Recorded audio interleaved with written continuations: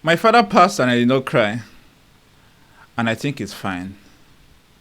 Hello and greetings from the Eccentric Side. My name is Uche, and today we'll be talking about how to handle grief. I have prepared 5 steps, in my opinion, that we can use to handle grief when a loved one, whether it be father, mother, whoever it may be.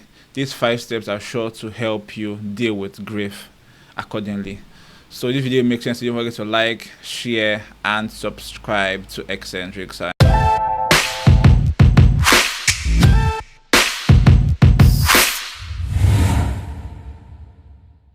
Number one, destroy the standard timeline. So oftentimes when somebody die, the primary expectation that people have of you is you're supposed to start bawling your eyes out immediately. The person dies and you're expected to suddenly become destroyed. But mine was not like this. So for me, mine was a little different, right? So my mom called me, told me my dad had passed, and told me to inform my brothers. I did not cry immediately. I, in fact, was functioning normal and, made calls, chatted with friends. Thankfully, I had a friend around. So, the point with this is you don't have to follow anybody's timeline. Everybody says when somebody dies, you have to cry, or there's this expectation. If you don't cry, it looks like you don't love the person enough. And I would say that destroy that timeline. Don't cry because you're expected to. Cry because you feel like crying. 2, silence the noise of expectation. I touched on this a little bit in number 1, but then what people expect of you should not be how you deal with grief. You are expected to look a certain way. You're expected to feel a certain way. You're expected to act a certain way. You're expected to cry a certain way. In fact, if you are crying, sometimes you look like if everybody is crying and screaming and you are just somewhere, just gently crying with tears and composure, it looks as if you did not love the person in love. But then, so should the environment, should the people around you determine how you deal with grief? My answer is no. So don't act a certain way people want you to act. Act the way you are led to act. Grief, in my opinion, should not be overcalculated, right? You should not be thinking about, okay, how do I act so it doesn't look as if I don't love this person enough? How do I act so it doesn't look as if I'm not missing this person? How do I act so it doesn't look as if Namiki this person? So acting a certain way because of societal expectations is not the best way to deal with grief. Deal with grief with your own timeline.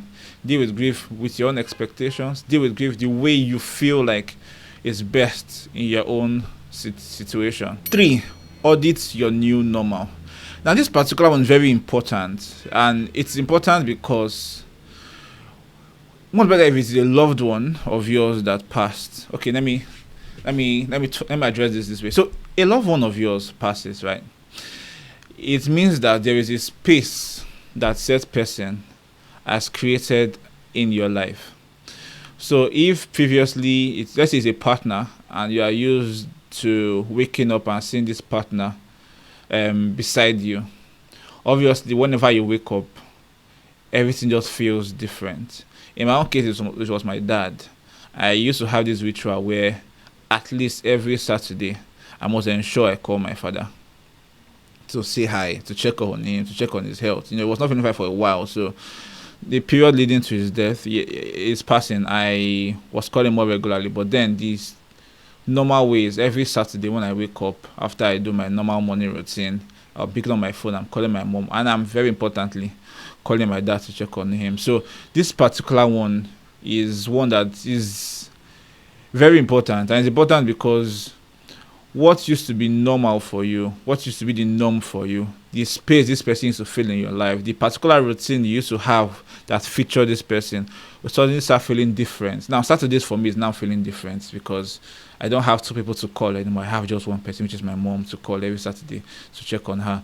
So you now are forced to create a new normal around these things, right? So if he's someone that you used to talk to every morning, say he's a partner, you have to find a way to deal with it. You have to find a way to, I don't know, I would have said talk to you yourself. I imagine the person is there, but that is a very risky path to climb, because if someone witnesses you talking to yourself, imagine someone is there, they might just be calling some guys at Yaba. Anyway, so you have to find a way to deal with it. If it's the person you used to talk to, maybe find a new routine to fill in that gap. If it's someone you used to call every day to check on the person, find a new routine to fill that gap. If it's a friend that used to gist with anytime you have an important gist, and now the person is no longer there, find a new friend. If it's a partner, and I know this may be a little controversial, if it's a partner and it's not too late for you to find one, and you really need one, you're still young, you can try finding a way to fill that gap, because you can't permanently leave that gap there. If you don't fill it with what you want it to be filled with, something else will fill it. It might be something that down the line you may start regretting why you did not find a new hobby, a new routine, a new normal to fill that gap that the person or said person left with you. So find something to fill a gap. It's never good to leave a gap there. 4, create a living legacy connection. So it might look like I am contradicting myself. With the previous one I said to fill the gap. Now I'm saying to find a living legacy. But this one specifically is talking to this particular one is talking to how do you ensure the person's memory continues to live on. The person has passed. How do you ensure the person is not forgotten? It's not important that I'm not saying you forget somebody when the person has passed, but then how do you ensure that in a healthy way you continue to remember that person? So after my dad passed, I got home and I just started seeing all the things my dad used to do. When I'm on call, he comes to my door. I found it very annoying when he was still alive, but then I'm making a call, he comes to my door and he's like trying to listen to who I'm having a conversation with.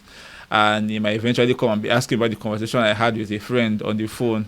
I found that really annoying. So after he passed and I went home, I was making a call and subconsciously I looked at the door. Is this man here? And then I remembered that he was actually no more. And that really touched me. I was like, what I found very annoying before now feels different, The family had this tradition of, every beginning of the year, have a family meeting where my dad will talk about his history, try to encourage us, the children. You know how we children are, when our parents are talking, and most people when they're repeating themselves, it's begin to look like, why bother? We already know this story. We know you suffered when you were growing up.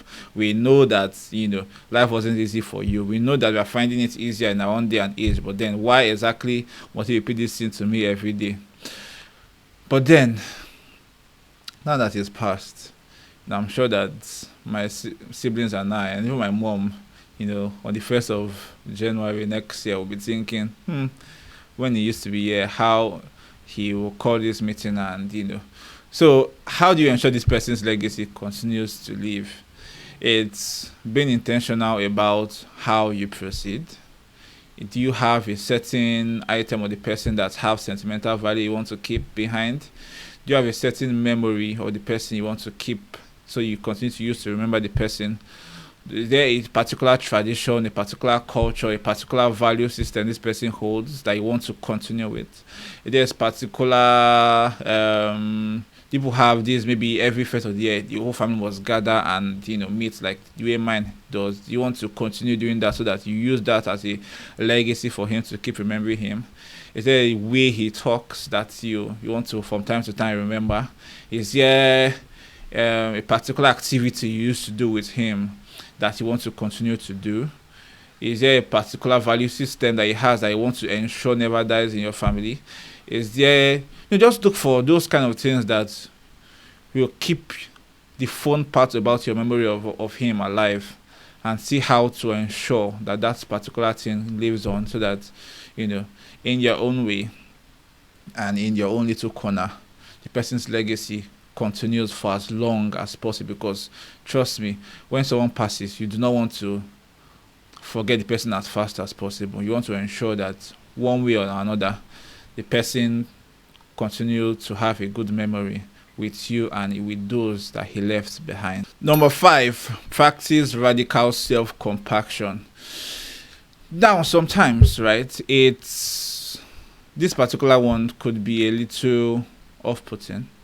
And I say this because, most especially if you and the person that passed were having issues before the person did, if you and the person had an unresolved issue before the person passed, if you were supposed to see the person and you were unable to do so before the person passed, if we were, whatever it may be, sometimes we may find out that we do not forgive ourselves when the person passed.